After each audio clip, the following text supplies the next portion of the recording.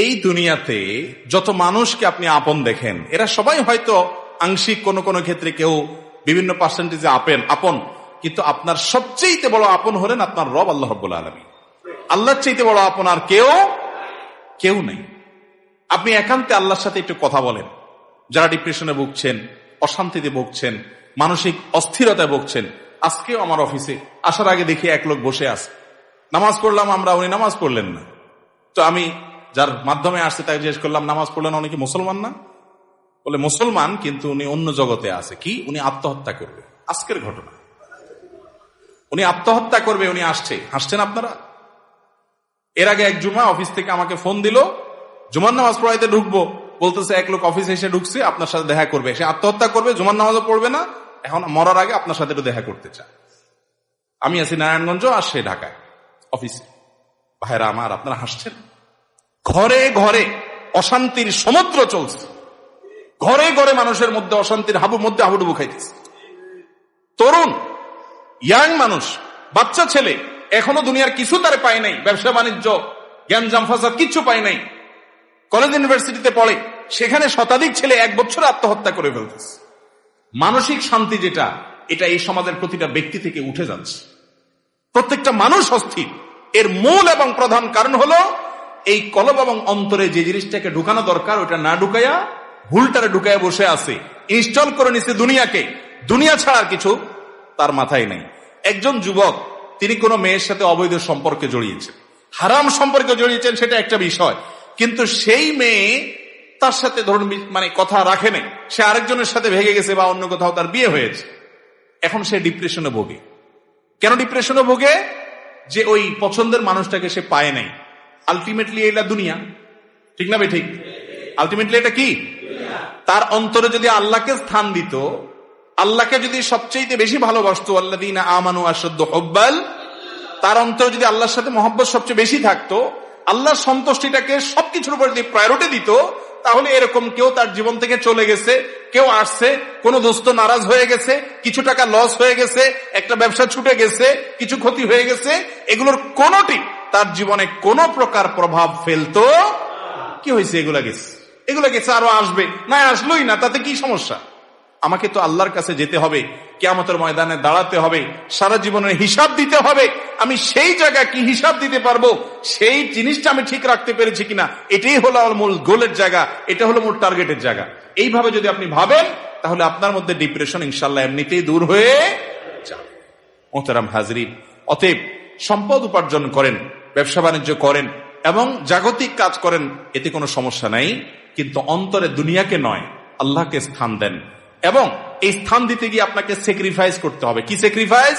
ওই যে সৎ পথে চলবেন, হক হালালি চলবেন, টাকা পয়সা বেশি হবে না। অন্যরা তো দূরের কথা, নিজের আপন মা বাবার কাছেও দাম পাবেন না, ভাই বোনের কাছে দাম পাবেন না, বইয়ের কাছেও হয়তো দাম পাবেন না, ছেলে মেয়ের কাছেও হয়তো দাম পাবেন না, বন্ধু বান্ধবের কাছেও দাম পাবেন না, এলাকার ইমাম সাহেব, খতিব সাহেব, হুজুর সাহেবের কাছেও দাম পাবেন না, কারণ পয়সা নেই। কিন্তু আল্লাহর কসম, যে জায়গায় দাম পাওয়া দরকার সেই জায়গা ঠিকই পাবেন। আরশ আজিমের মালিক আপনার অনেক বেশি মূল্য দিবেন। নবী করিম সাল্লাল্লাহু আলাইহি সাল্লাম কতবার এরকম বলেছেন সাহাবীদেরকে, তোমরা কোন জান্নাতি লোক দেখতে চাও? বলি ইয়া রাসূলুল্লাহ, দেখতে চাই। একটা লোক চলে যাচ্ছে সামনে দিয়ে, তিনি জিজ্ঞাসা করেছেন, এই লোকটা সম্পর্কে তোমাদের কি ধারণা? বলি ইয়া রাসূলুল্লাহ, লোকটা খুব সাধারণ একজন মানুষ, এত গরিব, সমাজের এত সাধারণ মানুষ যে এই ব্যক্তি কারোর মেয়ে বিয়ে করতে চাইলে কেউ তার কাছে মেয়ে বিয়ে দিবে না, কেউ তাকে পয়সা হাওলাত দিবে না, কেউ তাকে চেয়ার দিবে না, কেউ তাকে কদর করবে না। আরেক লোক আসছে, নবী করিম সাল্লাল্লাহু আলাইহি সাল্লাম বলেন, এর সম্পর্কে তোমাদের বক্তব্য কি, মূল্যায়ন কি? সাহাবীরা বলছেন, ইয়া রাসূলুল্লাহ, এই লোকটা যার মেয়ের বিয়ের অফার করবে, সবাই তার কাছে মেয়ে দিতে পারলে সৌভাগ্যবান মনে করবে, পয়সা আলা, ভাবসাবালা, সমাজে অবস্থানওয়ালা, সে কারো কাছে কিছু চাইলে কেউ তাকে ফেরত দিবে না, তার অবস্থান আমাদের কাছে অনেক বেশি। নবী করিম সাল্লাল্লাহু আলাইহি সাল্লাম প্রথম যে ব্যক্তি যাকে সমাজের মানুষ অনেক তুচ্ছ মনে করে, অনেক দুর্বল মনে করে, তার সম্পর্কে মূল্যায়ন করে তিনি বলেছেন, এই যে প্রথম লোকটা, দ্বিতীয় লোকটার মতো মানুষ যদি গোটা দুনিয়াতে পরিপূর্ণ হয়ে যায়, তবুও এই প্রথম, এই দুর্বল, কিশোকায়, হ্যাংলা পাতলা, গরিব, অভাবী মানুষ, যাকে তোমাদের সমাজ কোনো দাম দেয় না, এই লোকটার মর্যাদা আল্লাহ রাব্বুল আলামিনের কাছে ওই দ্বিতীয় লোকটার মতো মানুষ গোটা দুনিয়াতে পরিপূর্ণ হওয়ার চাইতে বেশি। ভাইরা আমার, এজন্য সামাজিক অবস্থান এটা আরেকটা ডেঞ্জারাস ব্যাধি, নেশা। নেশা সামাজিক অবস্থান। বেশিরভাগ লোক পয়সা করি কামাই করেন নিজে খাওয়ার জন্য না, ভাবসাবের জন্য। কিসের জন্য? ভাবসাবের জন্য। ভাবসাব বুঝেন? আমি এই জন্য প্রায় সময় বলি, গোটা দুনিয়াতে এখন অভাবটা হলো ভাবের। অভাবটা কিসের? ভাবের অভাব। যে আমাকে মানুষ লাখপতি বলবে, কোটিপতি বলবে। অনেক লোক দেখবেন যে বিদেশে হয়তো উনি সাধারণ একটা কাজ করেন, কিন্তু দেশে আইসা মাশাআল্লাহ কোট টাই বুট, ঢাকা শহরে হয়তো কোন একটা দোকানে কাজ করেন, কিন্তু গ্রামে যায় মাশাআল্লাহ এমন ভাবে পরিপাটি হয়ে যান যে উনি ঢাকা শহরের বিশাল শিল্পপতি। আছে না নাই? তো বেচারা এত কষ্ট কেন করতেছে? তার দরকার একটু ভাব। তার কিসের দরকার? ভাব। এটাকে বলে সামাজিক অবস্থান। হব্বে যা, এটা মানুষকে কুরে কুরে শেষ করে দেয়, একদম ধ্বংসের দ্বার প্রান্তে নিয়ে যায়। এজন্য ডিপ্রেশন থেকে মুক্তি পেতে চান, একমাত্র পথ আল্লাহর আনুগত্য এবং গোলামিতে ফিরে আসে। সালহাতু সঙ্গে বুদি দিল খারাস আজমুদে এক জামানা খাকে বাস। বাইরে বহু বছর তো পাথর হয়েছিলেন, কিছু কাল একটু মাটি হয়ে দেখেন, একটু চোখের পানি ফেলে দেখেন, একটু রোনাজারি করে দেখেন, একটু আল্লাহর সাথে কথা বলে দেখেন, দুনিয়ার মোহটা ছেড়ে দেন, আল্লাহর মোহাব্বতটাকে নিজের ভেতরে আনার চেষ্টা করেন, আল্লাহর গোলামিটা করে দেখেন। একাকি আল্লাহর সাথে একটু কথা বলেন, ভোর রাতে উঠে একটু আল্লাহর সাথে কথা বলেন, তাহাজ্জুদে গিয়ে একটু চোখের পানি ছেড়ে দেন, মুনাজাত করেন, আল্লাহর সাথে কানাঘুষা করেন। কেউ আপনার দুঃখ বুঝে না, আল্লাহকে বলেন, আল্লাহর সাথে একটু কথা বলেন। আপনার চাইতে সুখী মানুষ আল্লাহর জমিনে আরেকটা আর থাকবে না ইনশাআল্লাহ। ভাইরা আমার, সুখের যে পথ কোরআন বলেছে সেটা আমাদের বিশ্বাস হয় না। সম্ভবত হাসান বসরি রাহিমাহুল্লাহ বা অন্য কোন এক তাবেঈ বলেছেন, কোরআনে আল্লাহ রাব্বুল আলামিন বহু জায়গায় ওয়াদা করেছেন যে আল্লাহ তাআলা মানুষকে দুনিয়াতে সুখ স্বাচ্ছন্দ্য দিবেন। মান আমিলা সালিহাম মিন যাকারিন আও উনসা ওয়া মুমিন ফালানুহইয়ান্নাহু হায়াতান তাইয়্যিবা। নারী হোক আর পুরুষ হোক, যে ব্যক্তি ঈমান আনার পর নেকামল করবে, আল্লাহ নির্দেশ মতো নিজের জীবনকে পরিচালিত করবে, এটাই তার জীবনের মূল টার্গেট। এটা ঠিক রেখে পয়সা আসলে আসুক, না আসলে নাই, ব্যবসা থাকলে থাকুক, না থাকলে নাই, আল্লাহর আনুগত্যটাকে মূল রেখে চলে। আল্লাহ রাব্বুল আলামিন ওয়াদা করেছেন দুটি বিষয়ের। এক, ফালানুহইয়ান্নাহু হায়াতান তাইয়্যিবা, তাকে অবশ্যই অবশ্যই, যারা মাদ্রাসার ছাত্র বা আলেম ওলামা তারা জানেন, ফালানুহইয়ান্নাহু লামে তাকিদ বা নুনে তাকিদ সাকিলা, তিনটা তাকিদ দিয়ে আল্লাহ বলেছেন ফালানুহইয়ান্নাহু, অবশ্যই অবশ্যই অবশ্যই আমি তাকে দুনিয়াতে সুখী জীবন দিব। আল্লাহ তাআলা বলেন নাই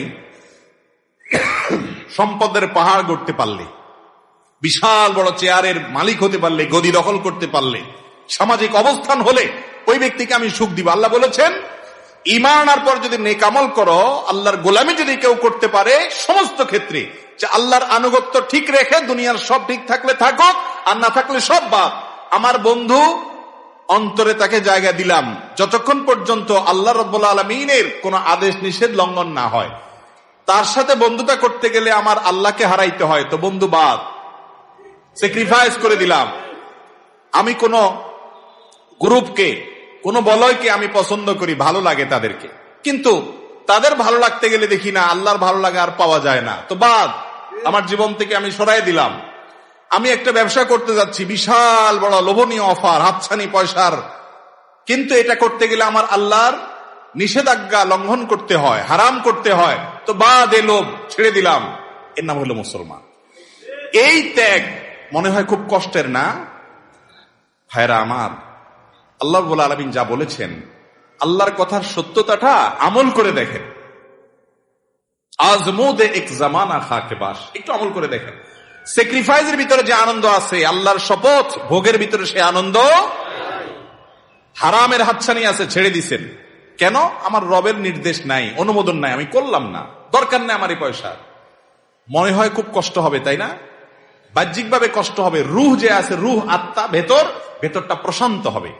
একটি জয়ীফ হাদিস দ্বারা প্রমাণিত যে কোনো ব্যক্তি যদি তার দৃষ্টির এরিয়াতে কোনো পরনারীকে দেখে, সুন্দরী মেয়েকে দেখে, দেখার সুযোগ আছে, ইউটিউব ফেসবুকে ভালো জিনিস দেখতে দেখতে হঠাৎ একটা খারাপ জিনিস চলে আসছে, আপনি দেখলে দেখতে পারেন, কিন্তু দেখলেন না, এটাকে অ্যাভয়েড করলেন আল্লাহর ভয়ে, যে না, আল্লাহ তাআলা আমাকে কোরআনে নির্দেশ করেছেন কুল্লিল মুমিনিনা ইয়াগুদ্দু মিন আবসারিহিম, ঈমানদাররা যেন তাদের চোখের হেফাজত করে, আমি সেজন্য দেখবো না। আপনি এটাকে এড়ায় গেলেন, স্কিপ করে চলে গেলেন।